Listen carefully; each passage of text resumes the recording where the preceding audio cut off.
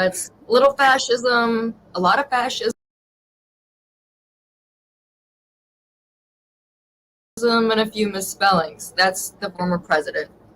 I know, but it is indicative of his presidency. Yeah. Just one mistake after another.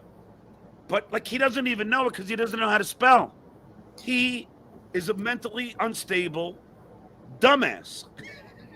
Yeah. Dangerous to boot. I mean, I always think we should not that I'm correcting you, but I'm just the longer this goes on. I mean, I'm sure you've been following like the phone call that got reported last week, that where they were notes that the Department of Justice under him took during his Yep. conversation with them, where he is basically admitting that he knows that he lost the election. He just needs them to make it something that the Republicans, he and congressional Republicans can run with.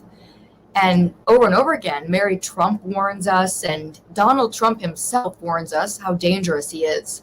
I mean, he's really, and these cards, I mean, had a little Nazism on it. It's just very, you know, bloodshed. Like, he's A got lot of people nothing. calling him out. Like somebody wrote, "Can you not see this?" And it's Nazi.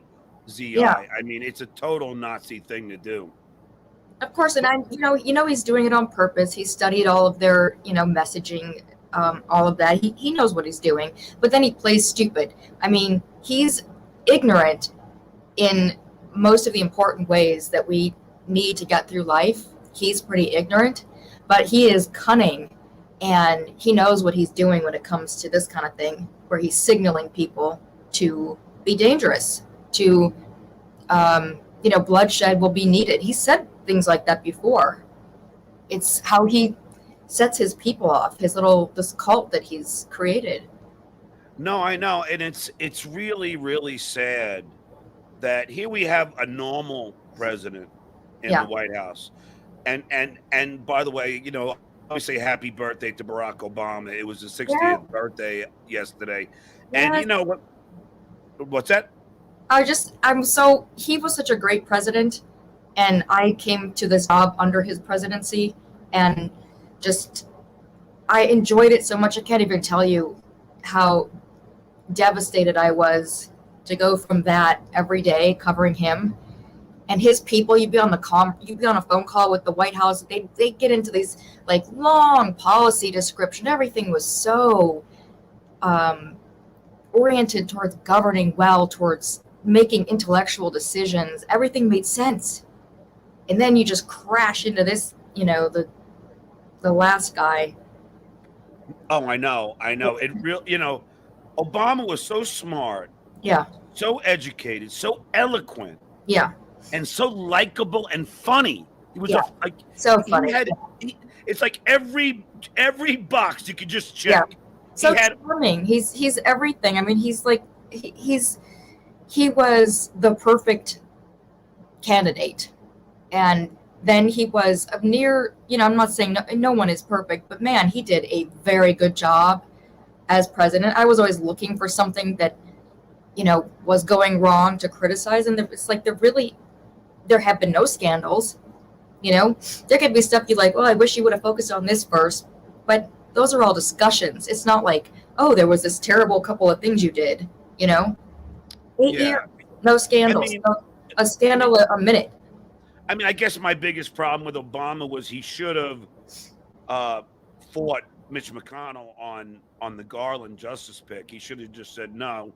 But again, he it had to be very hard being the first African American president to not be what the right will call, and I'm just using their terminology, uppity. Do you know what I mean? Yeah, Like, oh, yeah, I know exactly. Yeah, he had to struggle with that every day, but I agree with you. Of course, I mean, he couldn't do anything about that situation, but his that whole calm, understated persona that he had. Sometimes you just wanted to go. Just remember when he had the anger translator, because he never got mad, and you just kind of wanted to say, like, use the bully pulpit, get up there and like get mad, tell these people, go to work, do your job. Um, yeah, I spent a lot of time thinking, like, why are you, why but this is his temperament. What a gift to the country after the Bush years. We did need that. Um, Yeah, I mean, isn't it amazing, Sarah? And I've said this before on the show, but it always seems like a Democrat's got to come in and fix the mess of the former.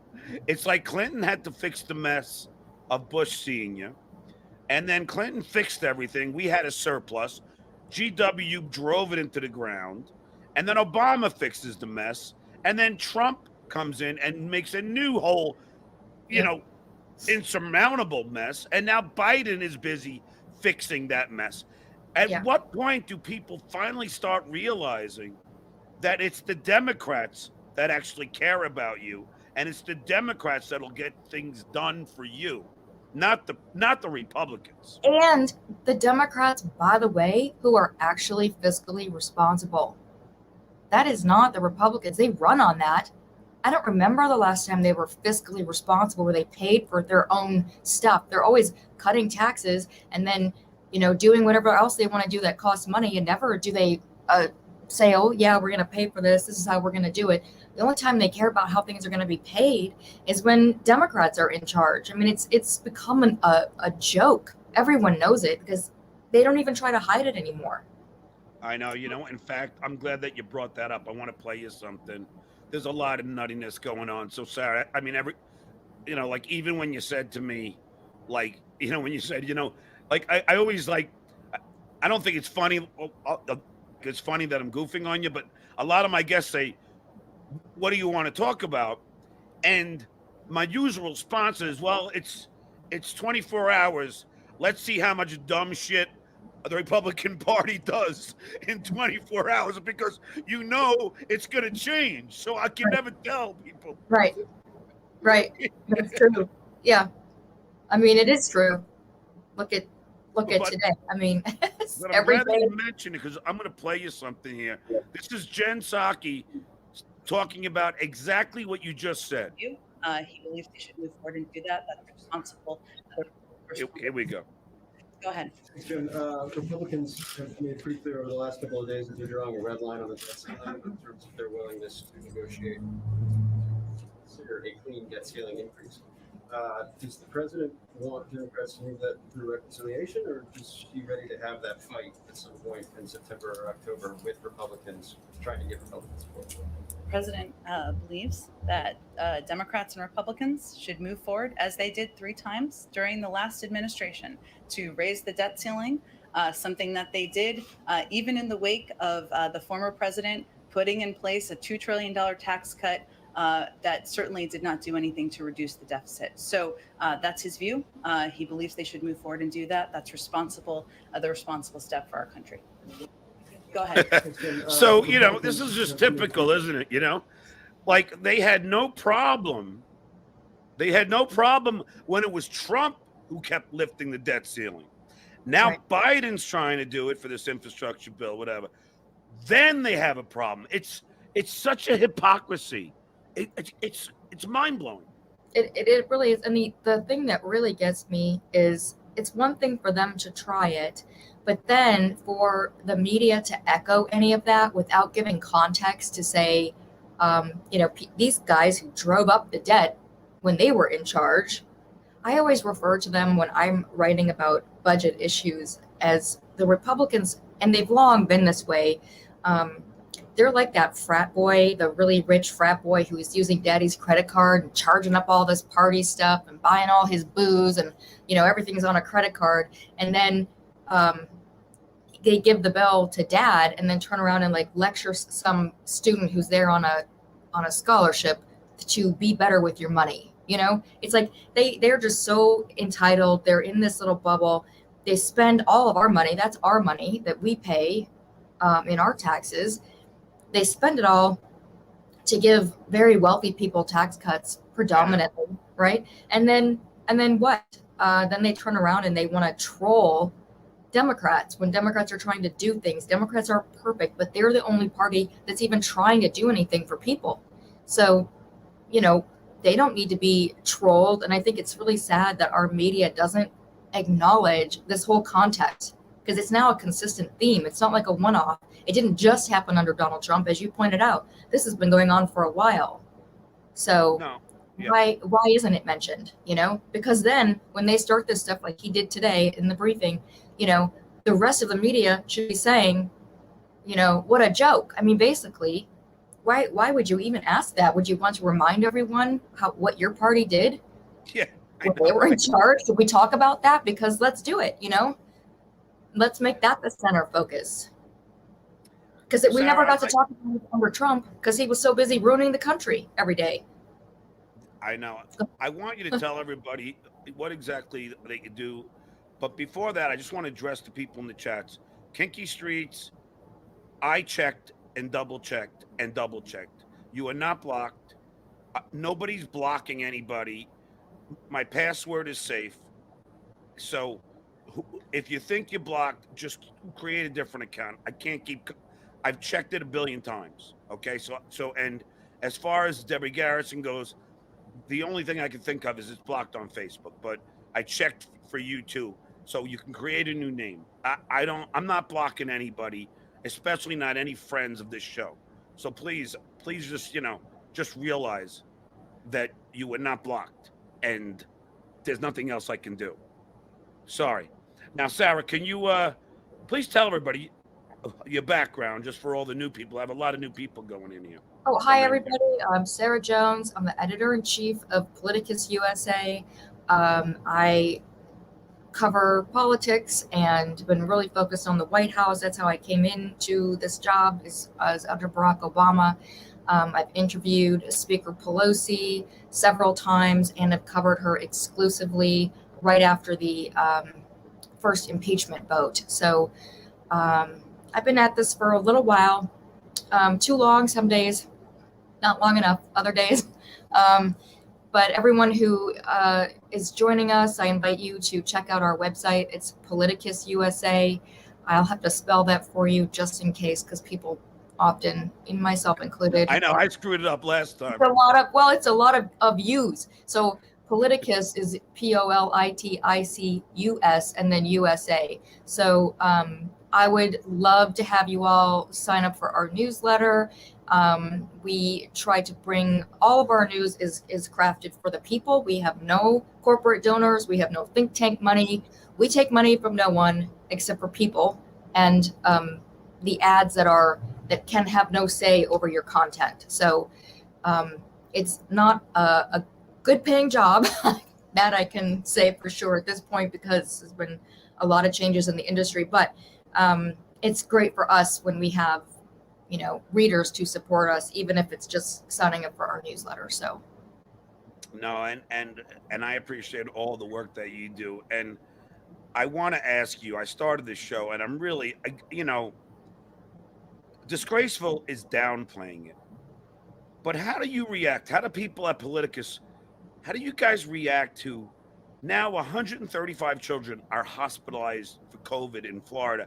And it's all a direct result of Ron DeSantis spewing anti-vax, anti-mask BS to all the people that live in Florida. How do you react to that, Sarah? Do you have children?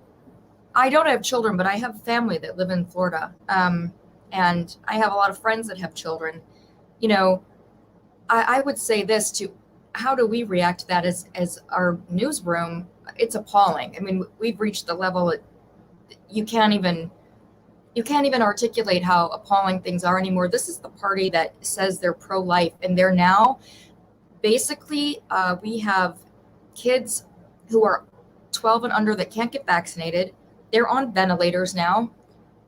This is a death cult, and what he is doing is exploiting COVID for political reasons, just like Donald Trump did.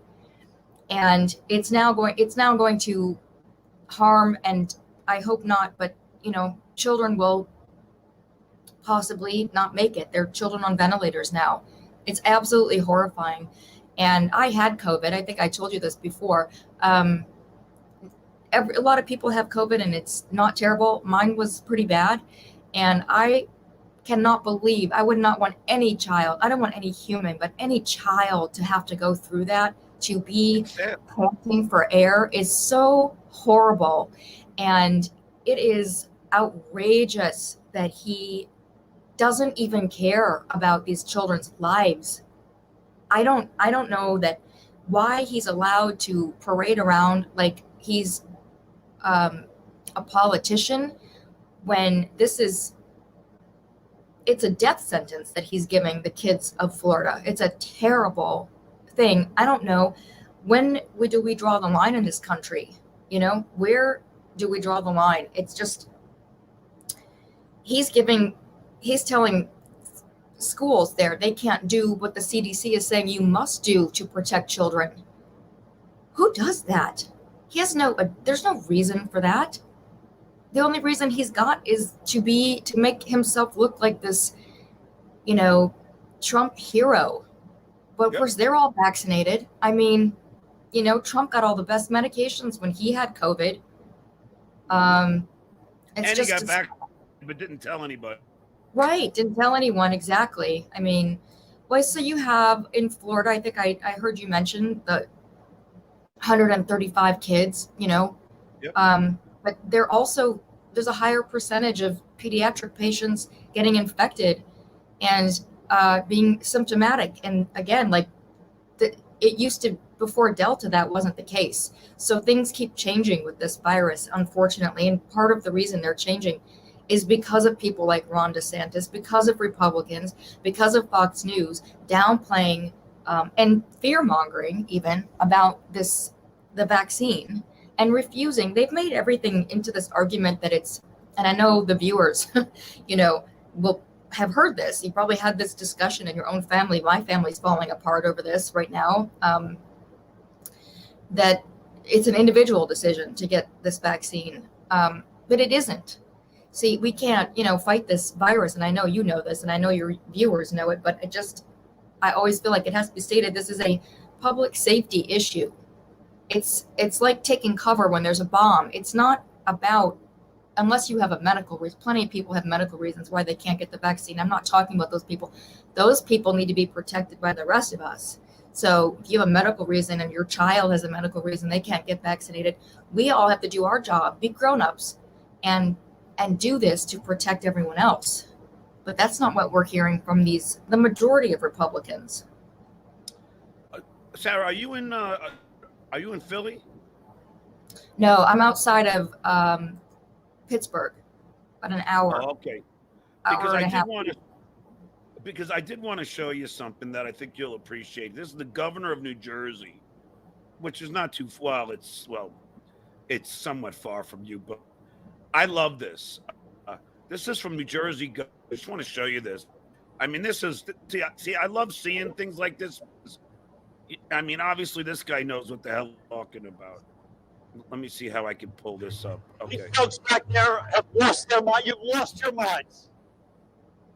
You are the ultimate nutheads, and because of what you are saying and standing for, people are losing their life.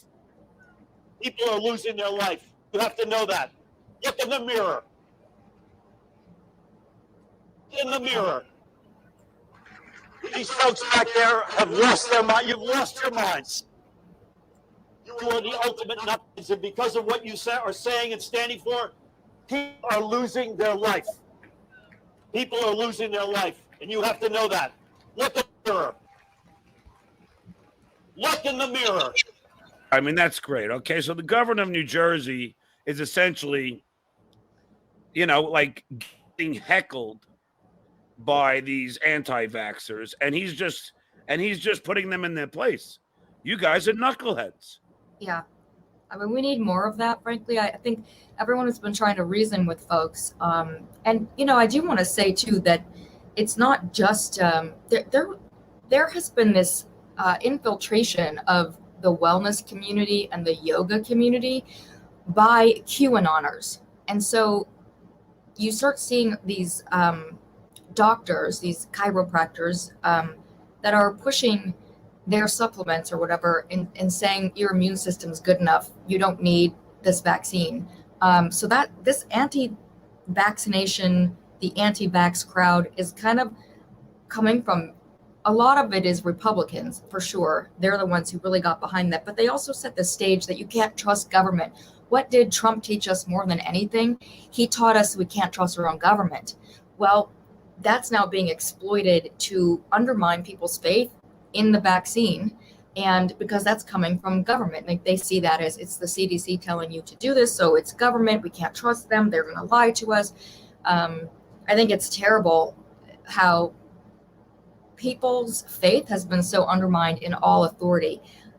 And of course, I could get into how that was what Russia wanted when they helped Trump get into office, but that's a whole nother conversation. In this case, I also wanted to, DeSantis thinks that he's doing all of this for political reasons. The irony is that his approval rating dropped 10 points in a month, and Biden is more popular than him in Florida right now, according to a St. Pete's poll. So it's not even working out for him. So he's basically putting children in a situation where they are going to die, and he's not even getting what he thinks he's getting from it politically. Oh, in fact, it's going to backfire as it's slowly beginning to. Debbie Garrettson, I want to say, I'm very sad. Her sister died at 48 from COVID-19, and another family member is posting anti-vax stuff. I mean, that's what I mean. I mean, even when a family member dies, and Debbie, you have my condolences, but even when a family member dies, you still have these anti-vaxxers. Like I got 4 evangelicals who believe in all that Donald Trump did. I got my cousins, Scary Mary, Holy Gail, Christmas Carol, and MAGA May. But these are the 4 cousins I have that actually wore diapers to go to a Trump rally so they wouldn't miss a thing and had to go to the bathroom. Are you serious? Yes. Yes. And and they're evangelicals. So they're the Christians. So isn't it ironic that the Christians are embracing what, to me, with the exception of Hitler, is the biggest antichrist we've ever had in our political world? I mean, in history.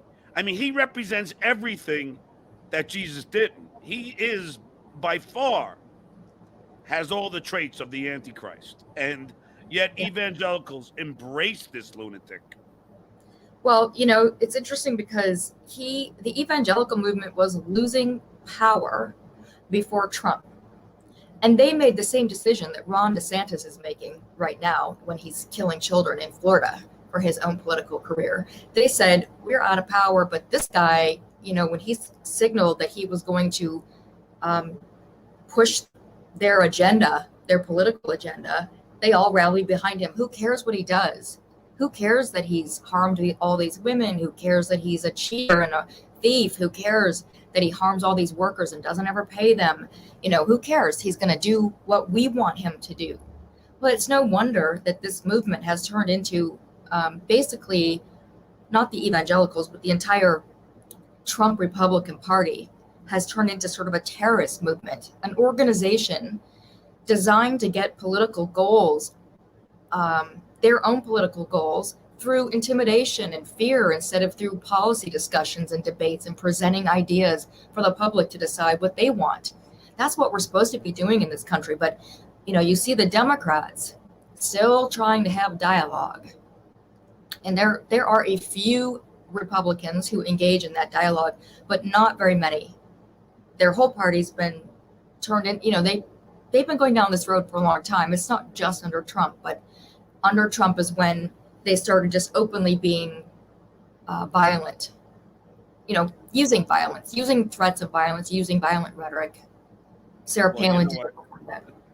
I'm sorry, I have so much stuff to play you, Sarah. I mean, I'm sure just like yourself, I actually do, contrary to popular belief, I do prepare for this show. So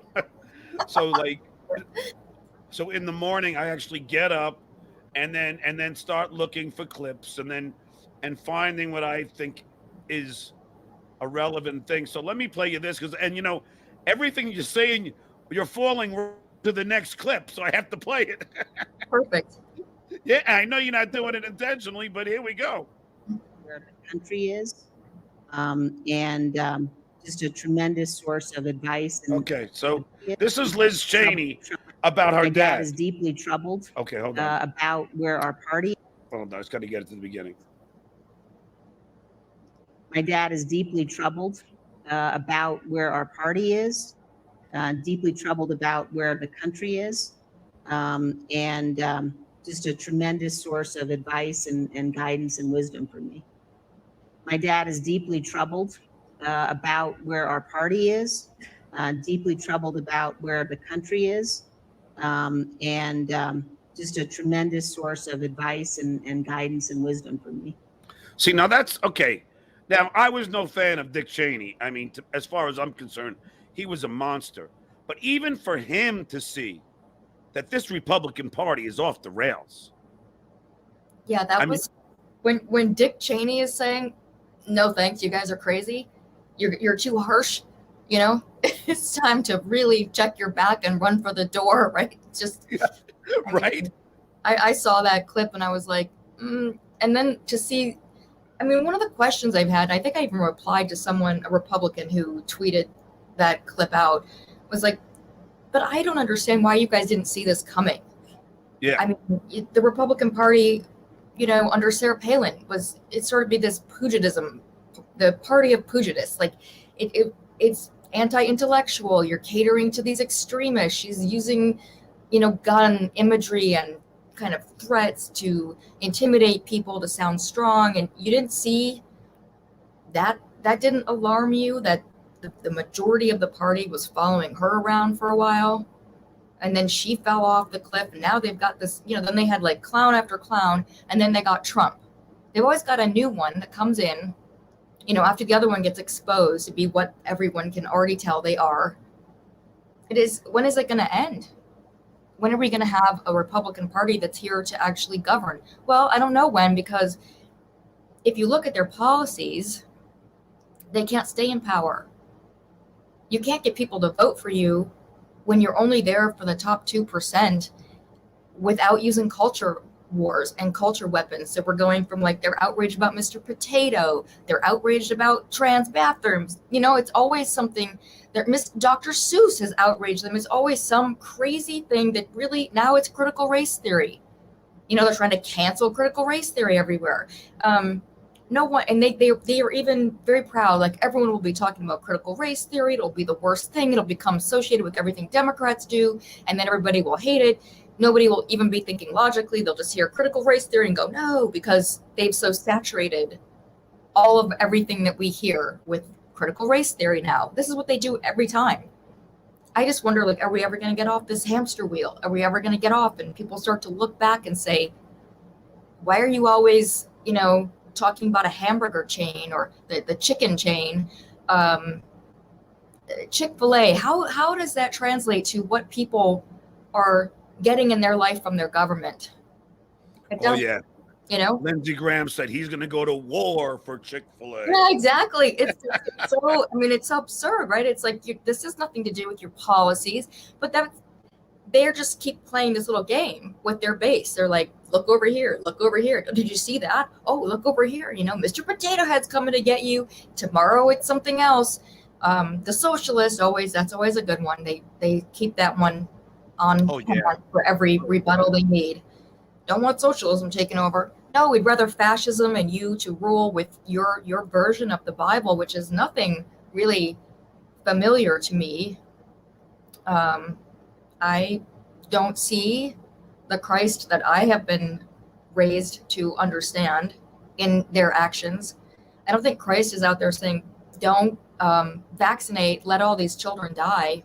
Don't wear a mask because of your personal freedom. I don't see that. Nothing goes together, does it? I mean, their policies don't go together. And all these. Artist Carolyn is asking you, Sarah, do you have any information on Tucker Carlson's trip to visit Viktor Orban? No, I don't. It's a good question. I hope that we find out more about it, but I don't have information about that. I think that Tucker Carlson could be facing some troubles, but he's, I mean, the guy, did I talk to you about that tape that got released about him the last time we talked? I don't remember. I wrote about this because he was trending for another, one of the scandals that he got involved in. And I started researching him, and there was this tape that emerged of him talking about, he would watch young girls like his daughter's age having sex together or whatever. And, kind of making jokes about stuff about the girls his daughter's own age at her school or something. It was just so creepy. And it just kind of told me there's a story behind this guy, and it's not pretty. Oh, I'm sure. He's I'm some Kavanaugh on him. I'm convinced that most of the GQP, if you look under the stone, there's some nefarious stuff going on. I mean, I don't think there's any of them that are not guilty of that. But we do know why he was so worried about the NSA now, don't we? I mean, it's just, he's always, all of these, Trump with his taxes, this same issue, right? Like, if you are not doing anything wrong, what is the problem? You were supposed to release your tax returns like every other presidential candidate, and you didn't even do it as president. You don't get to run around claiming that you're persecuted now and being harassed because people want to see your tax returns. This is the law. I'm sorry that you think you're above it, but you're not. Well, how about the greatest thing is that he lied during the primaries and then during the election that he couldn't release them because he was under audit. Well, that was a whole load of horse shit, because now, there's no audit, and he's still fighting. Right. Like just today or yesterday, he's trying to prevent the DOJ from getting his tax returns. I mean, he knows that he's going to look. He knows he's in trouble. Yeah. Oh, yeah. I mean, he knows it. Don Jr. even knows it because he's shut his coked up freaking mouth as of late. Like, Ivanka has disappeared from any social media. They know that they're guilty of so much stuff right now. The thing with these kind of people, I've noticed just in terms of their psychology, what this kind of thing would bring such shame to most of us. I mean, if people thought that you were ripping them off and you had, your organization was misused, your charity, most people would feel ashamed. I don't see that from these folks. And I did want to read to you what Trump's lawyer said about his taxes, because it's almost like it's comical. Sure. They wrote, the Democrats in Congress trying to get his tax returns. They're entitled to them legally. The DOJ ordered the Treasury to turn them over. So Trump's lawyer said, there's no evidence of wrongdoing here, and I object to the release of the returns, not only on behalf of my client, but on behalf of all future holders of the office of the President of the United States. So let's take a look at that statement just for a second.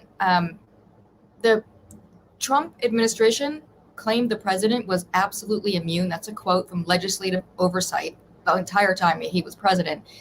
That is not how things work. And so now they're even trying to use this statement to set some precedent up where there's no oversight ever by Congress of the executive branch. That's not how this works. But the House Ways and Means Committee is entitled to the tax returns under the law. It says they shall furnish the committee with any requested tax return information. Additionally, let's look at Trump's history here. No evidence of wrongdoing. There's no wrongdoing. There's a huge amount of evidence of wrongdoing.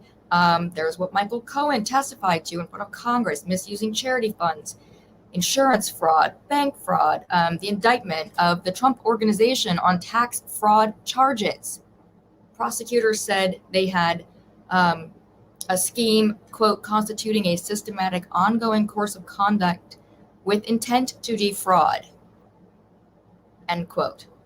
This is how much, his lawyer, there's no evidence of wrongdoing. There's evidence of wrongdoing everywhere here. We should have had these tax returns before he ever was even allowed to run for office. I agree. I know, it's sick. But go ahead, Sarah. I only wanted to punctuate this by pointing out that Hillary Clinton has, they're claiming that he's being harassed. Hillary Clinton had to give all of her tax returns over and over and over again, and they found no evidence of wrongdoing. So he's not being harassed. This is what happens when you choose to run for office. This is what happens when you're president. People expect some level of transparency. We didn't get it from his medical records. We certainly didn't get it from his financial records. And now he's over there, just like a baby all the time. These rules don't apply to me. And then he thinks he can just change like a king. I will tell you what applies to me. These laws do not apply to me. Is that it's the same? Yeah, it's the same with his phone call to the DOJ telling to say that the election was corrupt, and then he'll take it from there. It's like, and who does he think he is? John Gotti? Oh, I think he is. Definitely. He's running a international crime organization, and he used the presidency to, influence, get influence, and use the people, other leaders in other countries I will be generous and say personal financial gain, but I would be very curious of what a investigation would find about any of the possible help that those countries might have given him in either election.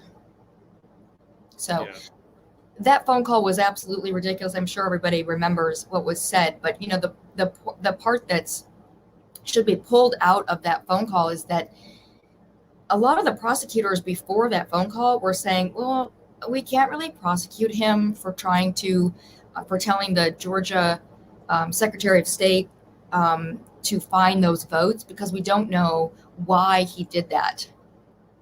He could have just thought that there were votes that were indeed missing, Well, guess what? Now there's this conversation recorded by the deputy to the acting attorney general who said that Trump admitted that he does not have true concerns about the legitimacy of the election. He just want to overturn it corruptly. He doesn't even believe there's a factual basis to these claims that he's been making that led, by the way, to January 6th. So, he's asking them to lie to help him turn over the election. Well, now you have this intent. We know that he knew that there weren't votes to be found. So good luck. Did he say that somewhere? Well, it's the way that he said. Let me see if I can find the quote here. I had it. Just say the election was corrupt and leave the rest to me. When they told the Department of Justice, he was talking to the acting attorney general at the time, Jeffrey Rosen, and his deputy, who's the one that recorded it, Richard Donahue, about the voter fraud claims. And the Justice Department was saying, we don't have any evidence that there was any voter fraud claims. And we have no power anyway, even if we did, to overturn the election. And Trump replied, he didn't expect that. Just say the election was corrupt and leave the rest to me. Yep. So he did not expect the election to be overturned by the Department of Justice. He did not expect them to have actually found voter fraud. He just wanted them to say it to establish this, corrupt ability to take an election that wasn't his. Yep, I know. Well, I'm gonna now play you something by the Lincoln Project. You're gonna love this, Sarah. This is last week in the Republican Party. They do a great little thing with all the dumb crap that the Republican Party did this past week. You'll enjoy it. Here we go.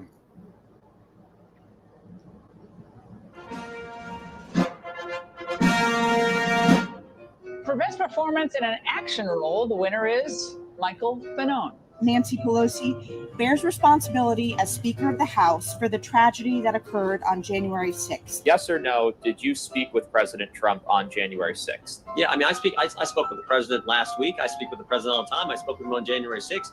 I'm actually kind of amazed sometimes that people keep asking this. Of course, I talk to the president all the time. I talked to him, like I said, I talked to him last week. Did you speak with him before, during, or after the Capitol was attacked? I don't know if I spoke with him in the morning or not. I just don't know. I'd have to go back and I mean, I don't know that when those conversations happened. I want you to watch Nancy Pelosi hand me that camera.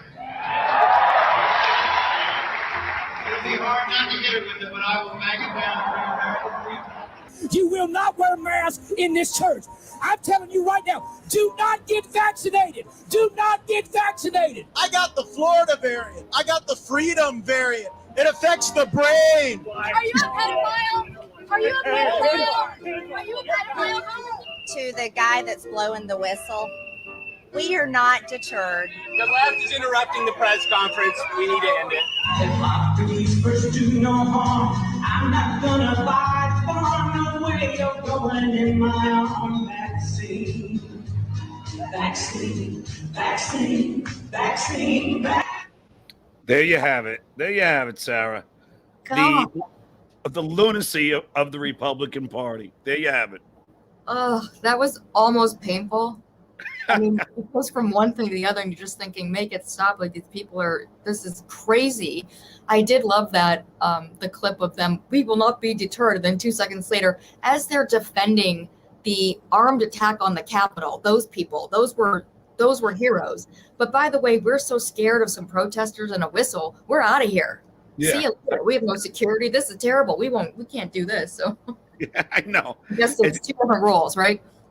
And I love I love the pastor out there telling people not to get vaccinated. I mean, and look at all those people in that tent that look like a circus tent, which would be appropriate.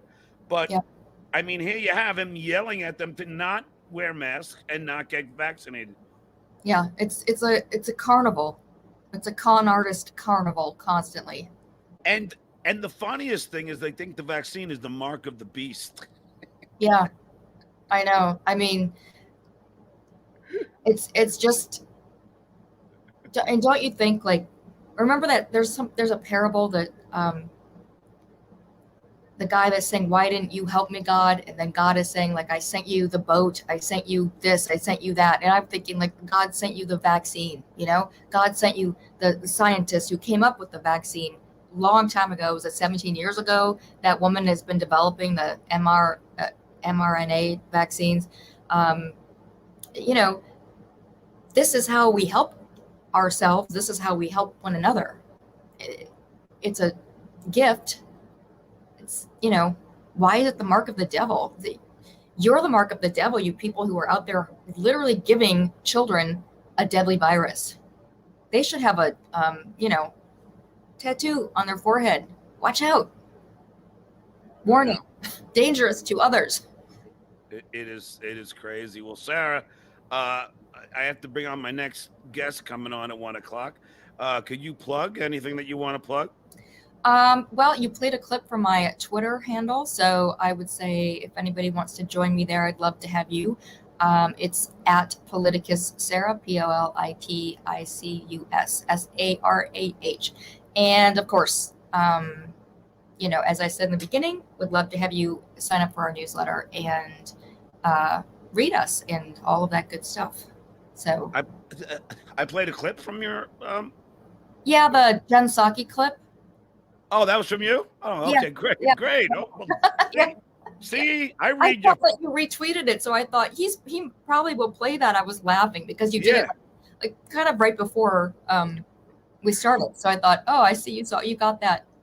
Yeah, no, I always retweet because then I know I can go back easily and then I can find it. Well, there you go. All right. That's perfect. Well, no wonder we were on the same wavelength then. All right, Sarah. Thanks so much for coming on. Are you coming out to LA soon? I'm not. Have you been watching all the clips of the crazy people on the airplanes? I'm just going to wait a little while, see how these people, when they calm down, you see that last guy that was duct taped or Yeah. whatever that tape was. It wasn't. Yeah, duct that 22-year-old lunatic who was Yeah. throwing It's punches. every day, like you're seeing something. So I was like, I really want to go see my friend, my best friend that lives in Palm Springs, and my other friends out there. But I think I will not be getting on an airplane just yet. All right. Well, when you come out here, drinks on me. Oh, wonderful. Thank you. That's All great. right.